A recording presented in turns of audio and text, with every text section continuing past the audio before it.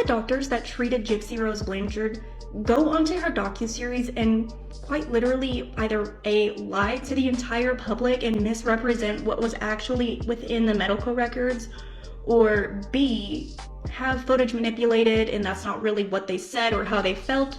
I don't know why these procedures were done or how her mother was able to convince the doctors.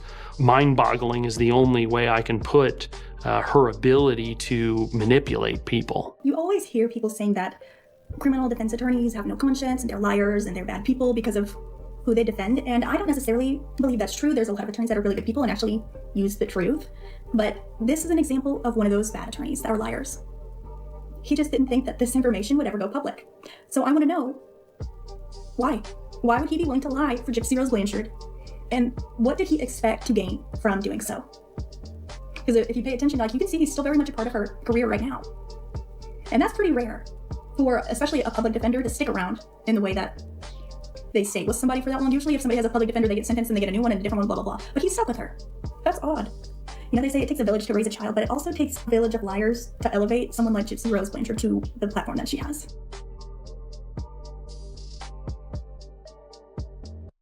When Gypsy Rose Blanchard stood in court, the world saw a frail young woman who had endured years of unimaginable abuse. By her side was defense attorney Mike Stanfield, the man who helped shape the narrative that turned Gypsy from a criminal into a victim. His argument was clear. Gypsy had been trapped in a cycle of abuse at the hands of her mother, Dee Dee Blanchard, with no way out.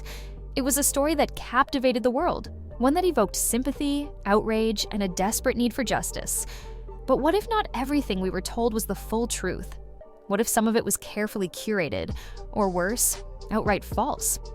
One of the most striking examples of misinformation played out in real time on camera in Mommy Dead and Dearest, the HBO documentary that gripped audiences everywhere. In one scene, Mike Stanfield is seen reviewing Gypsy's medical records with her father, Rod Blanchard, and stepmother, Christy. He points to a specific doctor's note where Dee Dee claimed Gypsy had developmental delays. Then, he zeroes in on a chilling detail. Dee Dee allegedly held her hands over Gypsy's ears to keep her from hearing what was being said. The implication? Dee Dee was controlling, manipulative, and desperate to maintain her web of lies.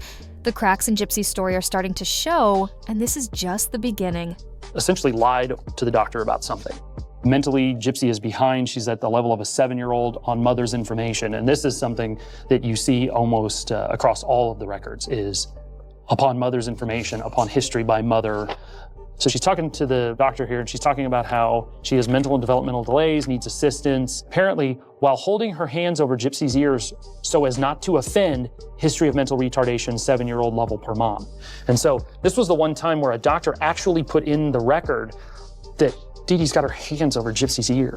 What if the story we've all been told about Gypsy Rose Blanchard isn't as straightforward as it seems? From the moment her case hit the media, one narrative has dominated. Gypsy as the helpless victim, Dee Dee as the calculating villain. But what if that story wasn't just shaped by the facts, but by a carefully crafted performance designed to influence public perception? One of the most powerful moments in this case wasn't just about what was said, it was about how it was delivered. Mike's reading of a key medical document was a masterclass in dramatic storytelling. His tone, his pacing, even the setting, all of it played into the emotional weight of Gypsy's victimhood. It was a moment meant to shock, to reinforce the idea that Dee Dee had manipulated doctors and controlled Gypsy's entire life. But there's a problem. The actual document tells a very different story. The note Mike was reading from wasn't proof of deception, it simply stated that Dee Dee covered Gypsy's ears so she wouldn't overhear a doctor mentioning she was clumsy. And why did Dr. Robert Steele go into that docuseries, being a champion for Gypsy Rose and apologizing to her, saying that he's so sorry he didn't do enough, when he received a personal letter from the geneticist that ran the test for Gypsy Rose Blanchard that confirmed that she did in fact have a chromosome microdeletion, the 1q21.1. He gave him very specific information, how a large portion of that first chromosome was deleted, and all of these things. So it's either the doctors are straight up lying to everybody's face for, I don't know how much or what they were paid, because if you think about it, they quite easily could have been anonymous for a very, very long time. Or they were misrepresented. I don't know. I wouldn't want to see me on a documentary and it looked like I'm saying something that I'm not, so they probably likely did say it. And then, of course, the documentary series, when they're showing this information, they'll show you a document, but they don't expect anybody to read it because they're showing a highlighted portion that says MRI was normal. But then the next sentence say that there's something on Gypsy's spine. That's it. A far cry from the sinister manipulation Mike implied. So why twist such a minor detail? Because the power of storytelling isn't in the facts, it's in the framing. By emphasizing the imagery of Dee Dee covering Gypsy's ears, Mike played into the broader narrative of control and deceit. What could have been seen as a mother protecting her daughter's feelings was instead portrayed as another layer of Dee Dee's manipulation. And here's what's even more alarming. Rod and Christy, who were present and had access to the same records, never corrected him. Why stay silent? Were they simply swept up in the version of events that best served Gypsy's legal defense? Or did they recognize that contradicting Mike's carefully curated narrative could weaken the case? Whatever the reason, the end result was the same. The audience was led to believe a version of events that wasn't entirely truthful. And if this one moment was manipulated so easily, how many other details were adjusted to fit the defense's story? This isn't just about Gypsy's trial. It's about how public opinion was shaped long before the verdict was ever reached. Mike wasn't just defending his client in court. He was crafting a story that played out across headlines, interviews, and social media. He knew exactly what he was doing, and Rod and Christy played along. Whether it was out of loyalty, guilt, or a desire to see Gypsy get a lighter sentence, their silence was just as telling as Mike's words. So, here's the real question. If the truth was reshaped in ways we now see, what else might have been strategically altered? And more importantly, why did no one stop it? I always hear people saying that criminal defense attorneys have no conscience and they're liars and they're bad people because of who they defend, and I don't necessarily believe that's true. There's a lot of attorneys that are really good people and actually use the truth, but this is an example of one of those bad attorneys that are liars.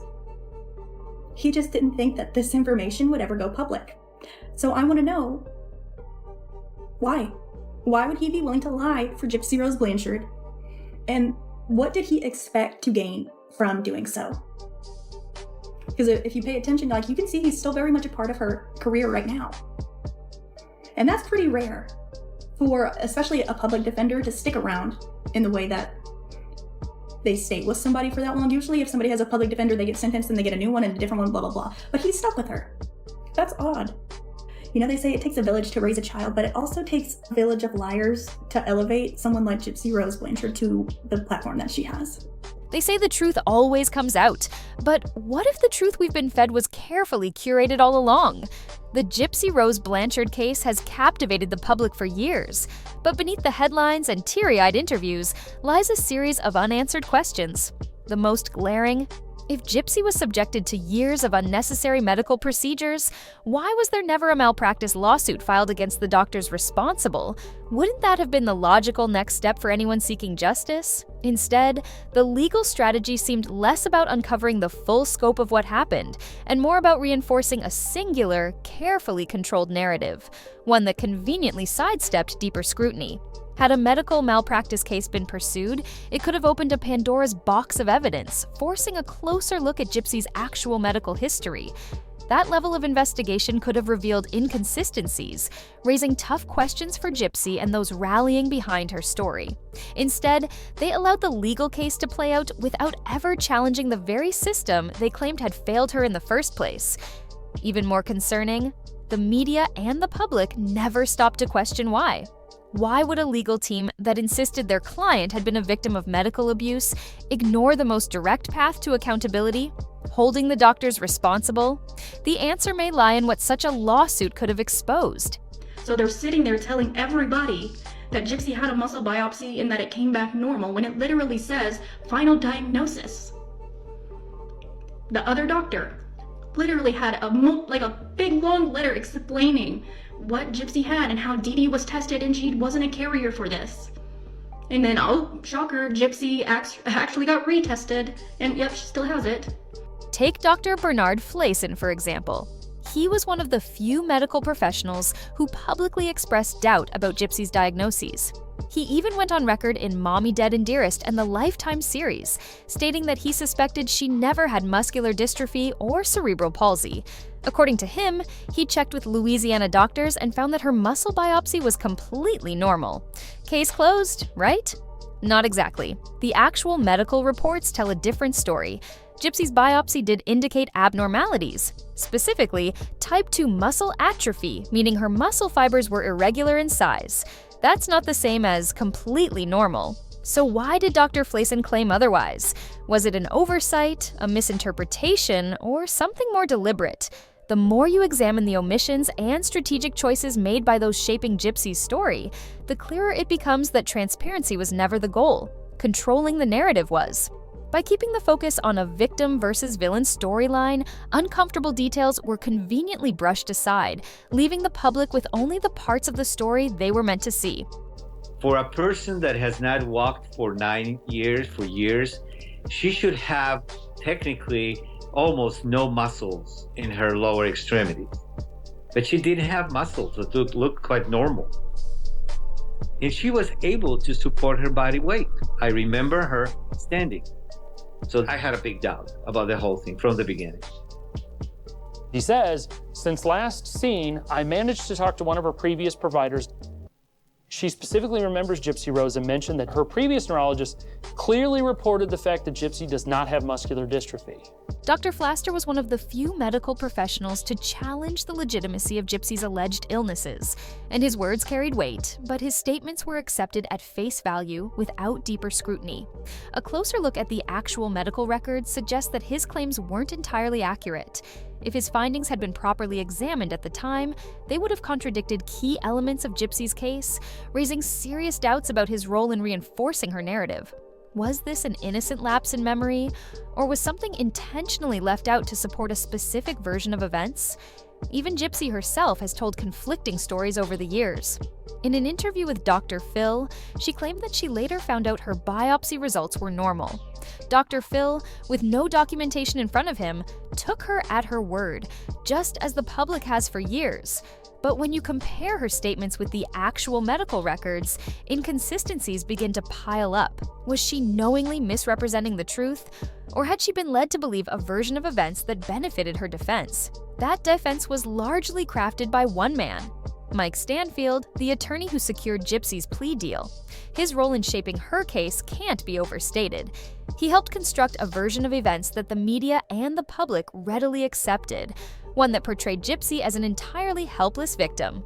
But even now, years after her sentencing, he remains heavily involved in her life. He's attended her baby shower, her book signings, and continues to show up at personal milestones, something highly unusual for a former public defender. So, what's the deal? Is Stanfield simply a lawyer who became personally invested in his client's life, unable to step away after such a high-profile case? Or is there something more? Could he be staying close to Gypsy to ensure she never contradicts the narrative he built for her in court? His continued presence suggests a level of control, whether intentional or not. Is he keeping an eye on her, worried that with more public attention, she might start speaking more freely about what really happened behind closed doors? And if he was willing to manipulate key facts to secure her plea deal, what other truths might still be hidden? The more you dig into this case, the murkier it gets. The public was quick to embrace the version of events presented in court, but how much of that story was carefully managed to gain legal leniency? The case may be legally closed, but the lingering questions suggest the full truth is still out there, waiting to be uncovered. What do you think? Did Mike Stanfield cross ethical lines to secure Gypsy's freedom? And what else could still be hidden? Drop your thoughts in the comments, like this video, and don't forget to subscribe, because this story is far from over. Oh, Gypsy Rose Blanchard and her attorney out here scamming again, y'all, allegedly. Y'all know Lifetime set up an influencer and protesters last week at Gypsy Rose's book signing. They've been trying to paint a picture of Gypsy that's totally different from what the public has been able to see. Now, we all know Gypsy Rose Blanchard is a liar, a manipulator, an unaliver, and she's completely unethical. However, they're trying to paint a picture that the world is trying to bully her. Content creators are trying to bully her, and that's the reason why she hasn't been able to be an advocate. But wait, it gets even messier.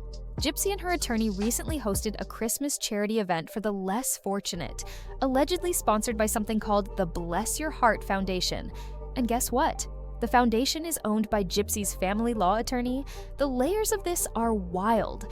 This attorney, who has a less than stellar reputation for taking on cases nobody else will touch, is now co-signing Gypsy's rebrand.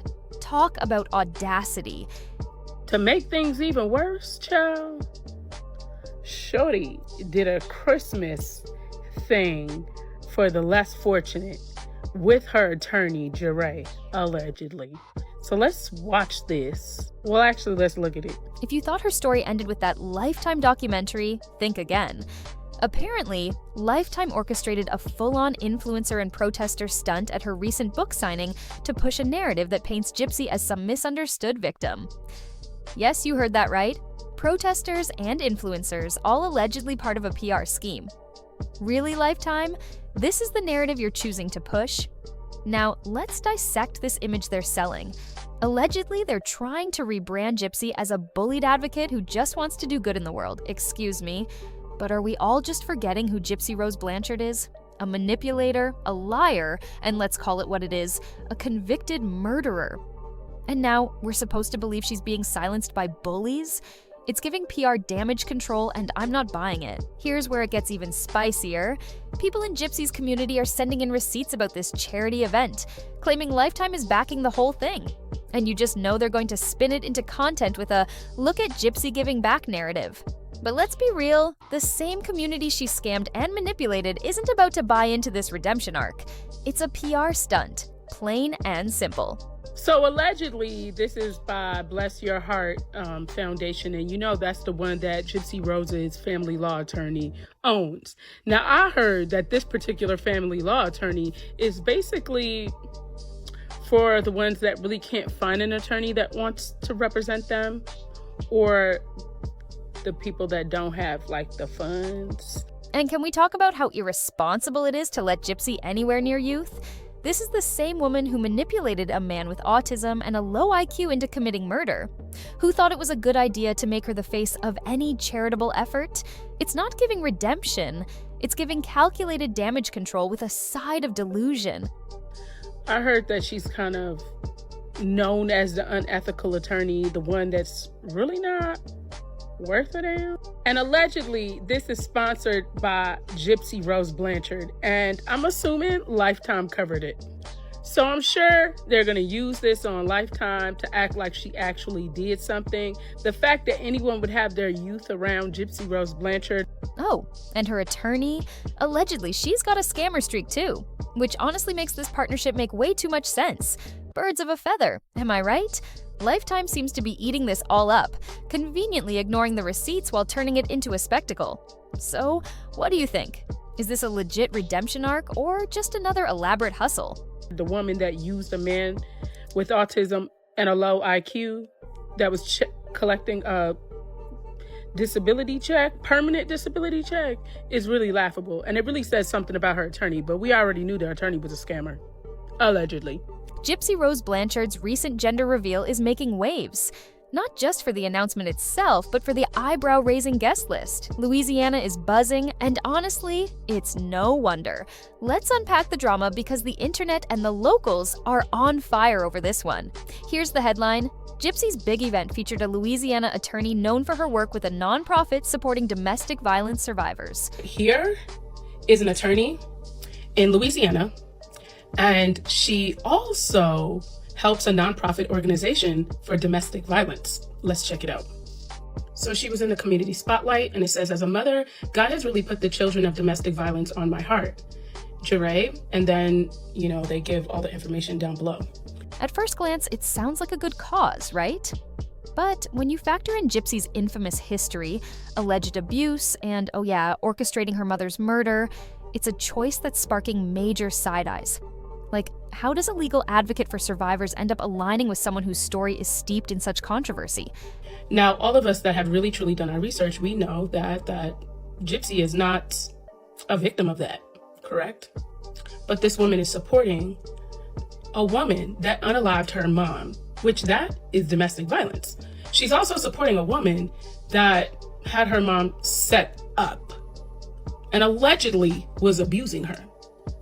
That is what this attorney is co-signing on. And what I also thought was rather odd is that this same attorney is actually her attorney for her divorce. Let's check that out as well. Ironic doesn't even cover it. This attorney hasn't been shy about her stance either, dropping a quote about protecting kids impacted by domestic violence. A noble mission, sure, but for those of us who know Gypsy's case, it's not that simple. Yes, there are claims of abuse in Gypsy's past, but her actions have left people divided. Did the mistreatment justify the outcome? It's a question that still lingers. Remember, Katie Joy recently posted this, and it shows the court date. I thought that name looked really familiar, and I went back to look at the screenshot, and sure enough. I am baffled that an attorney that supports domestic violence abuse victims would really co-sign and support someone that unalived her mom and had her mom set up. And after seeing those brutal crime scene pictures that were released last week or resurfaced, she's aware. There's nothing that this woman doesn't know. And also, it makes me wonder if this woman has any association at all with the parole officer. Now, with this attorney publicly backing Gypsy, it's giving serious conflict of interest vibes. Supporting a client legally is one thing, but becoming their hype person, it's messy. But wait, it gets better.